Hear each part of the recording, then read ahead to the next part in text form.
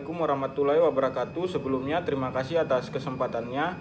Perkenalkan, nama saya Hasan Idu dengan nomor induk mahasiswa 2018-210815. Nah, di sini saya akan menjelaskan metodologi penelitian saya yang berjudul pengaruh profitabilitas, likuiditas, solvabilitas, dan aktivitas terhadap harga saham pada perusahaan sektor properti real estate yang terdaftar di Bursa Efek Indonesia pada periode 2016 sampai 2020. Nah, selanjutnya saya akan menjelaskan latar belakang pada judul saya tersebut.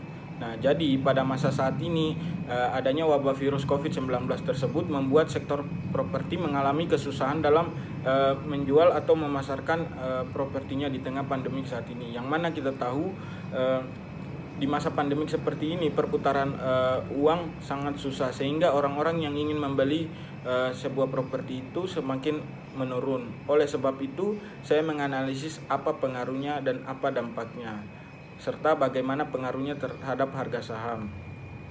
Nah, dari latar belakang di atas timbullah beberapa rumusan masalah. Yang pertama ada bagaimana pengaruh rasio profitabilitas terhadap harga saham.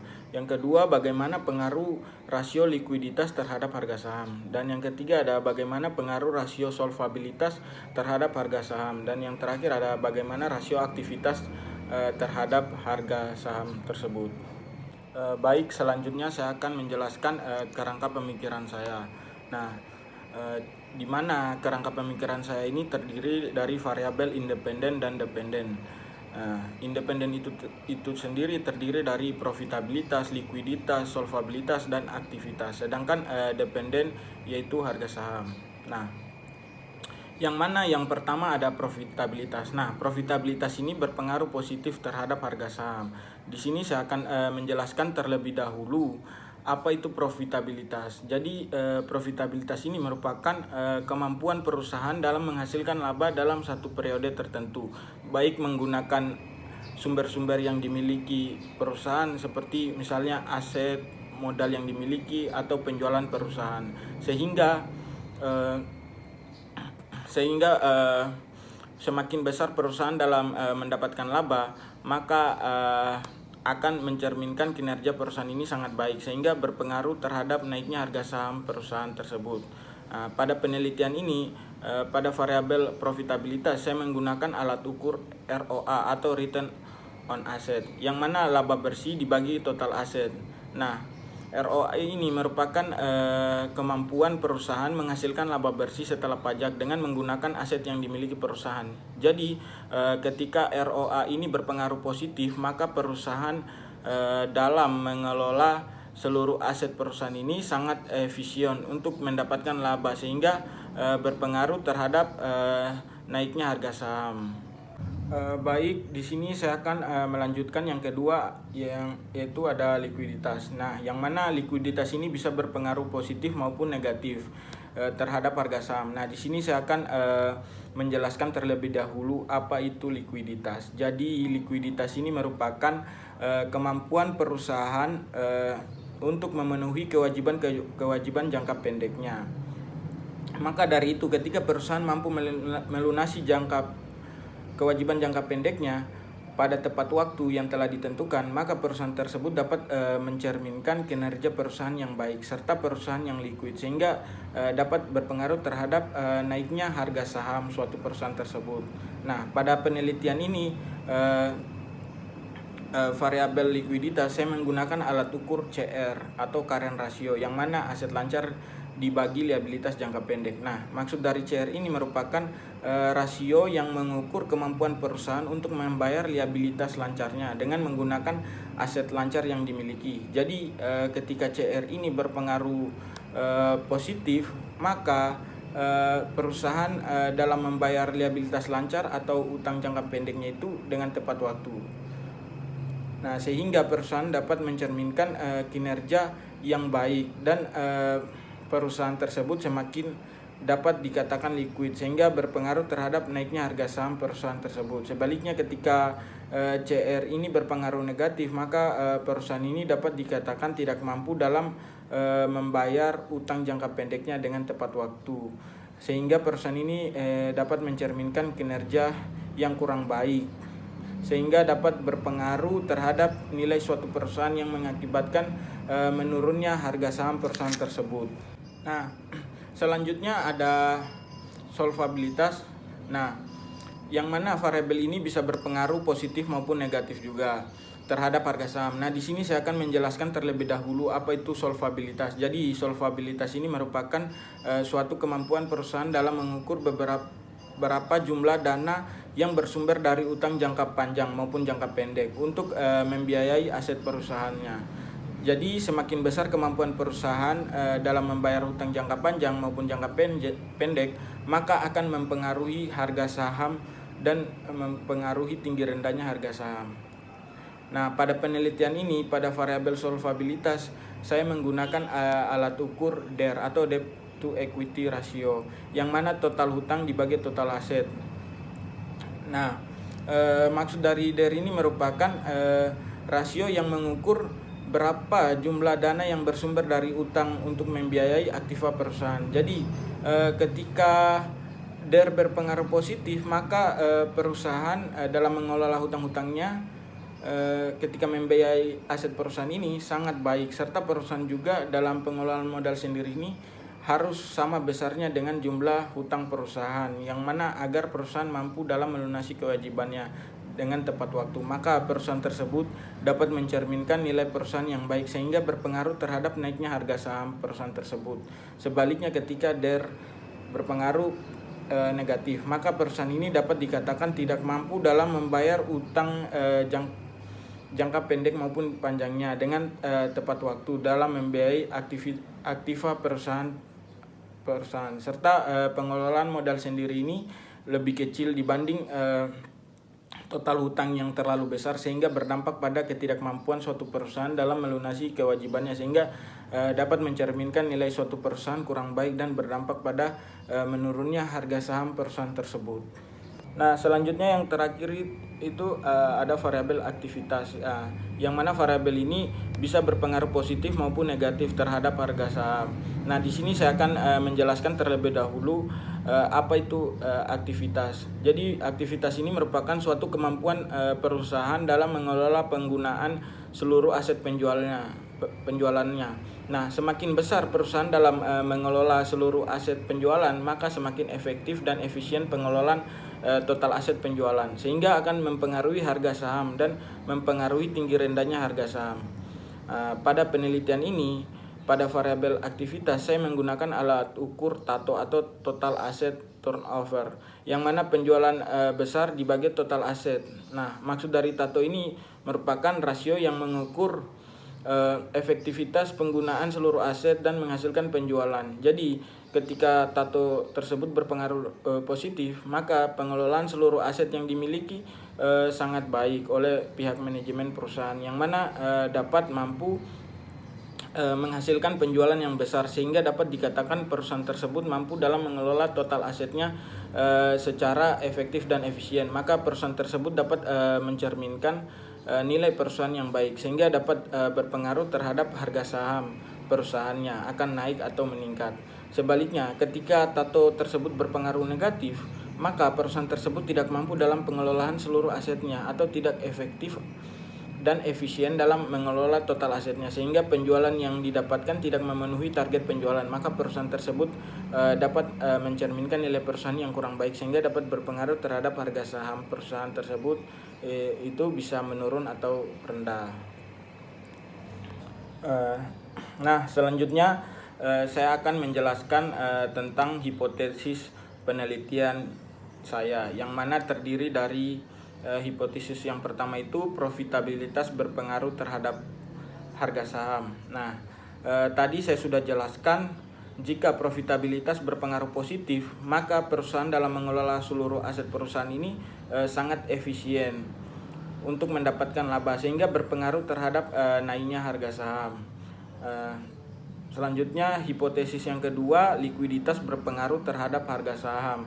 Nah, tadi juga saya sudah jelaskan, jadi ketika CR atau variabel likuiditas ini berpengaruh positif, maka perusahaan dalam membayar liabilitas lancar atau utang jangka pendeknya itu dengan tepat waktu, sehingga perusahaan dapat mencerminkan kinerja yang baik, dan perusahaan tersebut semakin dapat dikatakan liquid sehingga berpengaruh terhadap naiknya harga saham perusahaan. Sebaliknya, ketika variabel likuiditasnya atau CR ini berpengaruh negatif, maka perusahaan ini dapat dikatakan tidak mampu dalam membayar utang jangka pendeknya dengan tepat waktu, sehingga perusahaan ini mencerminkan kinerja yang kurang baik, sehingga dapat berpengaruh terhadap nilai suatu perusahaan yang mengakibatkan menurunnya harga saham perusahaan tersebut. Dan yang ketiga ini ada hipotesis yang ketiga ini ada solvabilitas berpengaruh terhadap harga saham. Nah, ini juga saya sudah jelaskan. Jadi ketika variabel solvabilitas berpengaruh positif, maka perusahaan dalam mengelola hutang-hutangnya itu ketika membiayai aset perusahaan ini sangat baik, serta perusahaan juga dalam pengelolaan modal sendiri ini harus sama besarnya dengan jumlah hutang perusahaan, yang mana agar perusahaan mampu dalam melunasi kewajibannya dengan tepat waktu. Maka perusahaan tersebut dapat mencerminkan nilai perusahaan yang baik, sehingga berpengaruh dengan naiknya harga saham perusahaan tersebut. Sebaliknya, ketika variabel solvabilitasnya berpengaruh negatif, maka perusahaan ini dapat dikatakan tidak mampu dalam membayar utang jangka pendek maupun panjangnya dengan tepat waktu, dalam membiayai aktiva perusahaan, serta pengelolaan modal sendiri ini lebih kecil dibanding total hutang yang terlalu besar, sehingga berdampak pada ketidakmampuan suatu perusahaan dalam melunasi kewajibannya, sehingga dapat mencerminkan nilai suatu perusahaan kurang baik dan berdampak pada menurunnya harga saham perusahaan tersebut. Dan yang terakhir ada hipotesis keempat ini ada aktivitas berpengaruh terhadap harga saham. Nah, ini juga saya sudah jelaskan di atas. Jadi ketika variabel aktivitas atau TATO ini tersebut berpengaruh positif, maka pengelolaan seluruh aset yang dimiliki sangat baik oleh pihak manajemen perusahaan, yang mana dapat mampu menghasilkan penjualan yang besar, sehingga dapat dikatakan perusahaan tersebut mampu dalam mengelola total asetnya secara efektif dan efisien. Maka perusahaan tersebut dapat mencerminkan nilai perusahaan yang baik, sehingga dapat berpengaruh terhadap harga saham perusahaan yang akan meningkat. Sebaliknya, ketika variabel aktivitas ini berpengaruh negatif, maka perusahaan tersebut tidak mampu dalam pengelolaan seluruh asetnya, atau tidak efektif atau efisien dalam mengelola total asetnya, sehingga penjualan yang didapatkan tidak memenuhi target penjualan. Maka perusahaan tersebut dapat mencerminkan nilai perusahaan yang kurang baik, sehingga dapat berpengaruh terhadap harga saham perusahaan tersebut akan menurun atau rendah. Nah, selanjutnya ada populasi sampel dan teknik pengambilan sampel. Jadi populasi dalam penelitian ini yaitu perusahaan properti dan real estate yang terdaftar di Bursa Efek Indonesia pada periode 2016 sampai 2020. Nah, teknik pengambilan sampel yang digunakan adalah purposive sampling, yang mana teknik ini merupakan teknik pengambilan sampel berdasarkan kriteria yang telah ditentukan penelitian. Adapun karakteristik sampel sebagai berikut. Nah, yang pertama ada perusahaan properti dan real estate yang terdaftar di Bursa Efek Indonesia sejak awal 2016 sampai akhir tahun 2020. Yang kedua ada perusahaan properti dan real estate yang telah mempublikasikan laporan keuangan yang menyajikan data rasio keuangan yang dibutuhkan dan harga saham pada penutupan tiap akhir tahun maupun dari tahun 2016 sampai 2020. Dan ketiga ada perusahaan yang tidak melakukan corporate action yang berupa stock split selama periode penelitian. Dan yang terakhir ada perusahaan properti dan real estate yang mencantumkan harga saham pada penutupan laporan akhir tahun mulai dari tahun 2016 sampai tahun 2020. Selanjutnya metode penelitian. Nah, di mana data yang digunakan dalam penelitian ini adalah data sekunder. Nah, data sekunder ini merupakan data yang diperoleh secara tidak langsung melalui perantara dalam penelitian ini. Data yang digunakan yaitu catatan laporan keuangan perusahaan serta data yang diperlukan dalam menunjang penelitian ini yang diterbitkan oleh Bursa Efek Indonesia. Nah, serta metode pengumpulan data dalam penelitian ini yaitu menggunakan metode dokumentasi, yang dimana metode dokumentasi ini merupakan metode pengumpulan data yang digunakan untuk mempelajari catatan-catatan atau data yang ada pada perusahaan, khususnya data sekunder yang berupa laporan catatan keuangan lengkap yang diperoleh dari website www.idx.co.id serta website perusahaan properti dan real estate yang terdaftar di Bursa Efek Indonesia yang menjadi sampel penelitian ini. Dengan menggunakan teknik analisis data, yaitu yang pertama ada analisis deskriptif, di mana analisis deskriptif ini digunakan untuk memperoleh gambaran secara umum variabel-variabel pengamatan, yaitu variabel profitabilitas, likuiditas, solvabilitas, dan aktivitas sebagai variabel bebas, dan harga saham sebagai variabel terikat pada perusahaan properti dan real estate yang terdaftar di Bursa Efek Indonesia periode 2016 sampai 2020. Nah, pada penelitian ini menggunakan analisis regresi linear berganda, yang mana analisis regresi linear berganda ini merupakan pengaruh beberapa variabel bebas yang mempengaruhi variabel terikat. Jadi analisis regresi linear berganda ini dalam penelitian ini digunakan untuk mengetahui pengaruh profitabilitas, likuiditas, solvabilitas, dan aktivitas terhadap harga saham pada perusahaan properti real estate yang terdaftar di Bursa Efek Indonesia pada periode 2016 sampai 2020. Nah, dan yang kedua ada pengujian hipotesis. Nah, pengujian hipotesis ini merupakan metode yang digunakan untuk mengetahui apakah terdapat pengaruh yang signifikan dari variabel independen terhadap variabel dependen. Maka dari itu dilakukan uji terhadap model di atas yang terdiri dari yang pertama ada pengujian secara simultan atau UJF. Nah, ini digunakan untuk menguji apakah profitabilitas,